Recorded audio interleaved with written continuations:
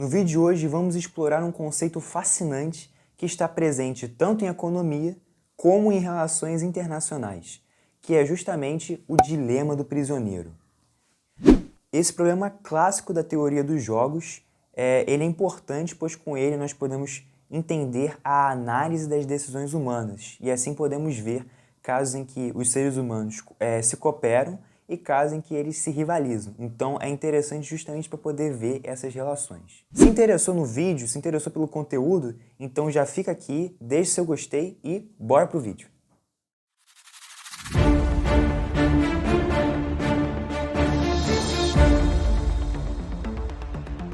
O dilema do prisioneiro é um dilema que pode ser basicamente exemplificado pela seguinte situação. Imagine que há dois prisioneiros. Temos então Alice e temos Bob. E eles foram colocados em celas separadas, ou seja, não há comunicação entre eles. E chega lá o delegado e diz assim, olha só, Alice, por exemplo, né? Alice, se você confessar agora o seu crime, você vai pegar 0 de pena e o seu colega, o Bob, ele vai pegar 10 anos. No entanto, se você se calar e o seu amigo se calar, os dois pegam 1 ano. E por fim, se o seu amigo confessa e você se cala, Alice, você vai pegar 10 anos de prisão. E aí vem o dilema, por quê? Bem, hipoteticamente, quando a gente analisa o cenário como um todo, faria mais sentido ambos ficarem calados, ou seja, ficarem em silêncio, pois assim cada um pega 1 ano de pena e isso seria melhor para todo mundo. Só que, racionalmente falando, a traição é muitas vezes escolhida como a preferência pela opção do indivíduo. Como assim? A Alice, quando ela vai fazer os cálculos, vai pensar, bem, se eu confessar, eu vou ganhar o quê? Eu vou ganhar no máximo 5 anos de prisão, pois caso os dois confessem, os dois vão ganhar 5 anos de prisão, que era um dado que eu não tinha comentado. Então, para Alice seria melhor ela confessar o crime, porque ela tem 2 hipóteses. Ou ela fica livre, porque o outro vai ficar calado, ou se o outro confessar, ela ganha 5, então meio que ela está de boa. Agora, se ela cala e o Bob confessa, por exemplo, ela pode pegar 10 anos de prisão, se ela calar, porque o Bob pode confessar, e se o Bob não confessar, ela pega 1 ano. Então, na melhor das hipóteses, ela acaba fazendo a conta e pensa, poxa, é melhor eu confessar, porque eu não sei se o Bob vai calar ou não, então na dúvida a gente confessa e depois vê o que acontece, né? E, bem, basicamente essa é a lógica por trás desse dilema. E é aí que vem a grande questão, porque essa lógica de você, bem, cooperar e trair pode ser aplicada em outros contextos, claro, não necessariamente com traição e prisão, mas a gente pode aplicar isso, por exemplo, no cenário internacional. Bem, imagine a seguinte situação. Temos então 2 países que estão aí propondo um acordo de desarmamento nuclear.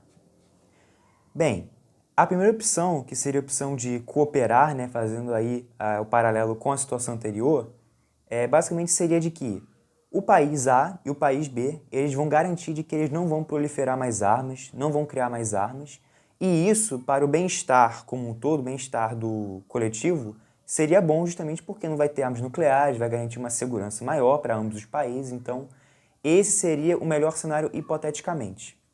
Só que temos que lembrar da parte da traição, como vimos anteriormente, ou seja, os países eles não necessariamente podem deixar de produzir armas. Eles podem pensar o contrário.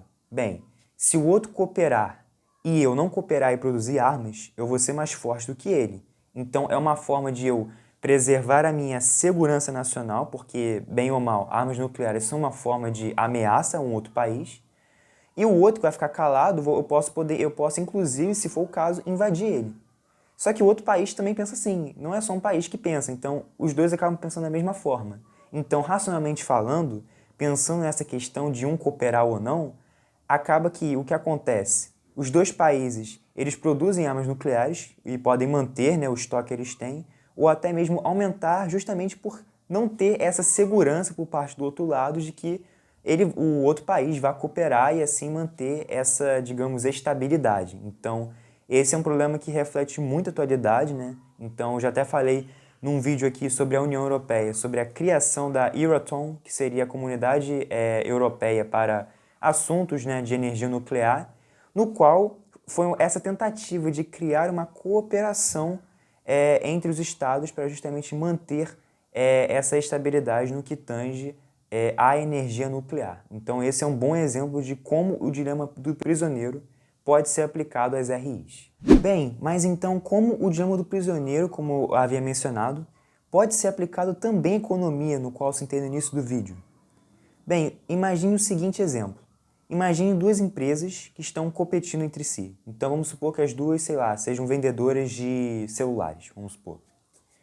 E aí o que acontece? Existem três hipóteses, assim como na situação do prisioneiro. Existe a primeira hipótese, que é as duas aumentarem o preço. Então você tinha lá o celular custando X reais e as duas dobraram o preço. Então as duas colocaram o preço do celular a 2x reais. Então, beleza. As duas estão com preço muito alto e esse seria o cenário, digamos, que seria favorecido e que seria melhor para as duas empresas, pois assim elas conseguiriam lucrar e, enfim, teriam lucros muito altos.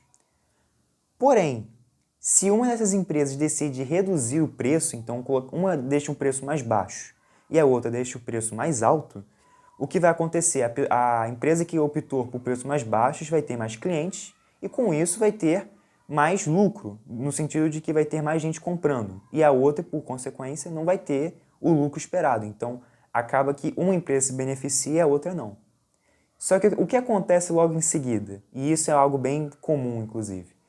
A outra empresa que está com preço mais elevado vai tender a baixar, justamente pela questão da lei da oferta e demanda, que inclusive eu já tenho um vídeo aqui no canal falando sobre isso. E, por consequência, quando as duas colocam um preço mais baixo, esse é o pior cenário para elas, porque elas vão ficar toda hora competindo entre si e vão colocar preços que não vão garantir lucros tão grandes quanto na primeira situação, que seria na qual as duas colocam lucros mais altos, né, preços mais altos. Então, essa é uma forma de como a traição, ou seja, a redução de preços e o poder de querer ganhar mais dinheiro, de barganha, faz com que, num cenário geral, analisando o cenário mais macro, isso pode ser ruim para as empresas. Então, veja que interessante. Esse conceito pode ser aplicado para não só prisioneiros, mas também para países e até mesmo para empresas. E quem dirá, até mesmo pessoas. Então, você pode até procurar aí pela internet, pelo YouTube, outros exemplos de como as pessoas também fazem parte desse dilema do prisioneiro que está aí contido na teoria dos jogos. Bem, como vimos, o dilema do prisioneiro é um conceito super poderoso para poder explicar aí as relações entre os indivíduos, empresas e até mesmo países. Então, é uma forma de analisarmos a cooperação e até mesmo a competição entre esses agentes, sendo aplicados aí, como falei, tanto em relações internacionais como em economia e até mesmo em outras áreas do conhecimento. É importante lembrar também que quando você entende, né, esse dilema, né, o dilema do prisioneiro, você entende um pouco como funciona o mundo e a sociedade e isso ajuda você a resolver problemas complexos e de entender como basicamente os seres humanos pensam com relação, por exemplo, à confiança. Então, gera reflexões interessantes sobre isso. Bem, espero que vocês tenham gostado do vídeo. Não se esqueça de se inscrever no canal e não se esqueça de apertar o sininho para receber as notificações e assim receber mais conteúdo do meu canal. Então, foi isso e espero vocês no próximo vídeo. Até a próxima!